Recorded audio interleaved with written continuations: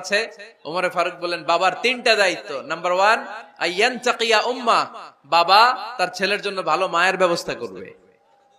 সুবহানাল্লাহ পড়বেন না? আইয়ুহসিনা ইসমা, ভালো নাম রাখবে।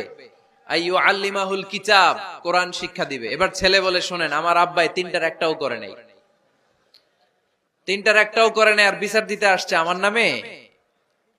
আমার মা হচ্ছে এক জাঞ্জি, নর্তকী নারী, এক অগ্নি উপাসকের কাছে ছিল, আদব আখলাক ভদ্রতা সভ্যতা কিচ্ছু জানে না।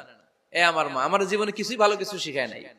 নাম্বার 2, আমার নাম রাখছে সাম্মানি জুলা, ইয়ানি খানফাসা, আমার নাম রাখছে সামসিকা। নাম কি? এটা একটা নাম হইলো? ওয়ালাম ইউআল্লিমনি হারফাম মিন কিতাবিল্লাহ, আল্লাহর কিতাবের একটা অক্ষর আমারে শিখায় নাই। ওমর ফারুক এবার রেগে গেলেন, বাবার ঘাড়ে ধরলেন, তুই বেটা বিচার দিতে আসছিস ছেলেরে নিয়ে, এখন তোর বিচার হবে আগে।